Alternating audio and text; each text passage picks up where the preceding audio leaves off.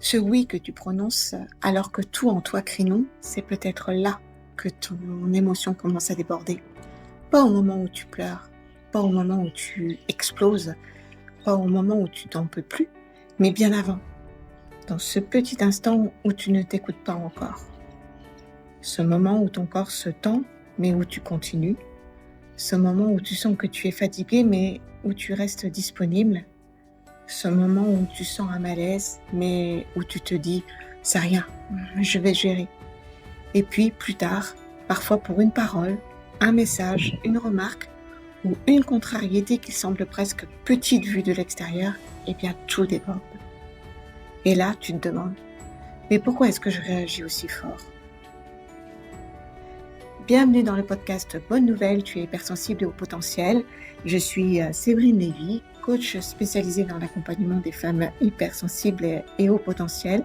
Et dans cette vidéo, on va parler d'une clé essentielle pour mieux vivre tes émotions quand tu es hypersensible. Ne pas entendre qu'elles débordent pour commencer à les écouter. Parce que souvent, ton émotion ne surgit pas de nulle part. Elle a essayé de te parler bien avant. Simplement, tu n'avais peut-être pas encore appris à reconnaître ces premiers signaux. On nous dit souvent quoi faire quand tout déborde. Respire, prends du recul, accueille ton émotion, écris ce que tu ressens, essaie de te calmer. Et bien sûr, tout cela peut aider.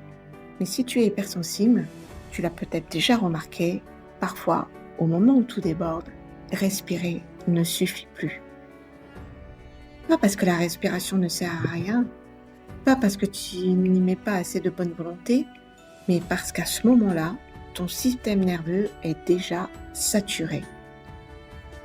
Ton corps est déjà en tension, ton mental est déjà parti dans tous les sens, ton cœur est déjà touché et tu n'as parfois plus assez d'espace intérieur pour comprendre, calmer, relativiser ou remettre les choses en ordre. C'est pour cela que beaucoup de femmes hypersensibles finissent par croire qu'elles ne savent pas gérer leurs émotions.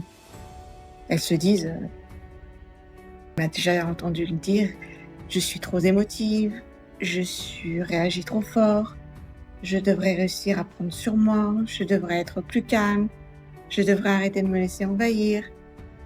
Mais peut-être que le sujet n'est pas là.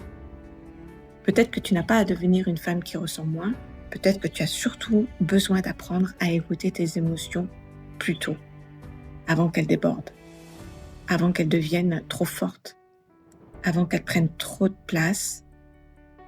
Parce qu'une émotion ne surgit pas toujours d'un coup, souvent elle commence bien avant. Elle commence dans ce petit moment où ton corps se contracte, mais où tu continues la conversation comme si de rien n'était. Elle commence quand tu dis oui, alors que quelque chose en toi aurait voulu dire non. Elle commence quand tu sens que tu n'as plus d'énergie, mais que tu restes disponible quand même. Elle commence quand tu absorbes l'ambiance d'une pièce, l'attention d'une personne, les non-dits d'un échange, et que tu dis « c'est pas grave, je vais gérer ». Elle commence quand tu sens une petite alerte intérieure, mais que tu la mets de côté parce que tu ne veux pas déranger, décevoir, expliquer ou passer pour quelqu'un de trop sensible. Et puis, à force de repousser ces petits signaux, l'émotion finit par devenir beaucoup plus grande. Elle arrive sous forme de fatigue, de larmes, d'agacement, de boule au ventre, de rumination, de surcharge, ou de cette sensation que tout est devenu trop. Et là, tu te demandes pourquoi tu débordes. Mais ton émotion, elle essaie simplement de te dire « je t'en ai parlé avant, mais tu m'as pas écouté ». Et je trouve que c'est une façon très différente de regarder les émotions. Ton émotion n'est pas seulement un problème à calmer, elle est souvent une information. Une information sur une limite que tu n'as pas posée, sur un besoin que tu as ignoré, sur une fatigue que tu as minimisée, sur une situation qui ne te convient plus vraiment, sur un lien dans lequel tu t'adaptes trop. Et enfin, sur une vérité intérieure que tu repousses depuis trop longtemps. Et là, j'aimerais que tu t'arrêtes juste une seconde. Même maintenant, pendant que tu écoutes cette capsule, quel signal ton corps t'envoie là, en ce moment?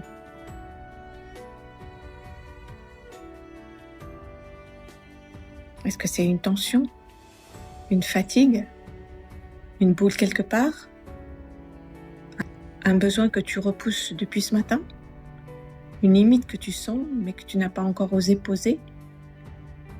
Parce que ton corps sait avant ton mental. Il sait que tu es en train de forcer, il sait que tu es en train de te suradapter, il sait que tu es en train de dire oui trop longtemps, il sait que tu es en train de porter quelque chose qui ne t'appartient pas. Et c'est là que se trouve, selon moi, la clé très importante pour mieux vivre tes émotions quand tu es hypersensible.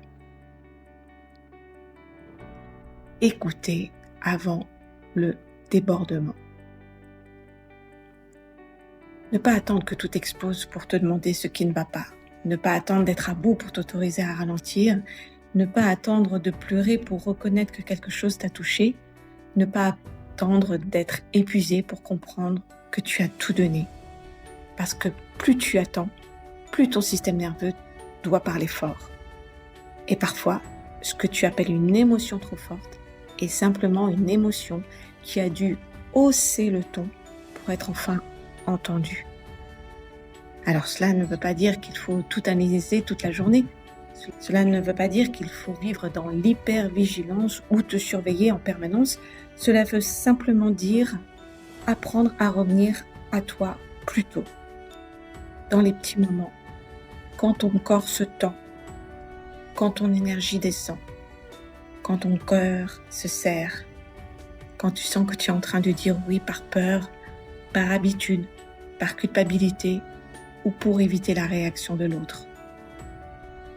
Quand tu continues à porter quelque chose qui ne t'appartient pas, à ce moment-là, tu peux te poser une question très simple. Qu'est-ce que mon émotion essaie de me montrer? Je répète, qu'est-ce que mon émotion essaie de me montrer? Pas pour la contrôler et pas pour la faire disparaître, mais pour comprendre ce qu'elle vient protéger en toi. Parce que souvent, derrière une émotion, il y a un besoin.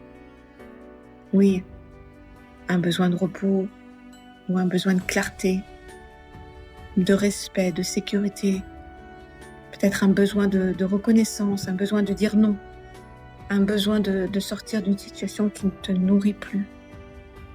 Et quand tu apprends à écouter ces besoins plus tôt, tu n'as plus besoin d'attendre que ton émotion explose pour t'autoriser à prendre soin de toi. Tu peux intervenir avant, tu peux ralentir avant, tu peux poser une limite avant. Tu peux dire « je répondrai plus tard ». Tu peux quitter une conversation qui t'envahit, tu peux arrêter de te forcer à être disponible quand tu n'as plus d'espace intérieur. Tu peux reconnaître que quelque chose te touche sans te juger d'être touché. Et petit à petit, tu ne vis plus tes émotions comme des ennemis, tu commences à les vivre comme des messagères, des signaux, des indicateurs précieux de ce qui se passe en toi. Et ça, pour une femme hypersensible, peut tout changer.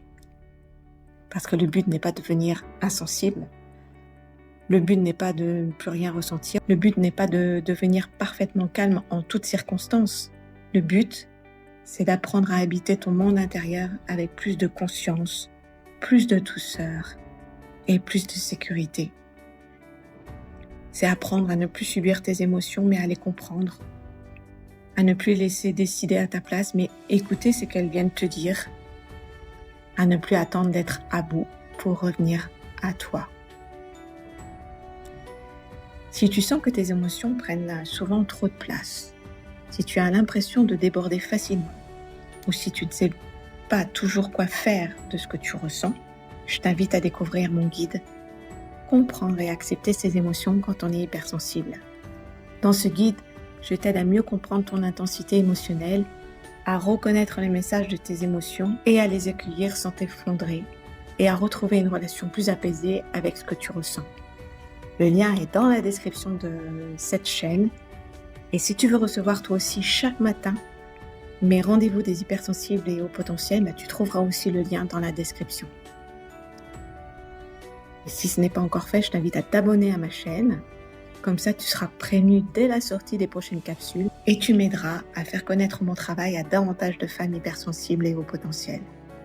Mon souhait, c'est que plus aucune femme ne souffre de son hypersensibilité et de son haut potentiel, mais qu'elle apprenne à en faire quelque chose de beau, de grand et d'utile dans sa vie.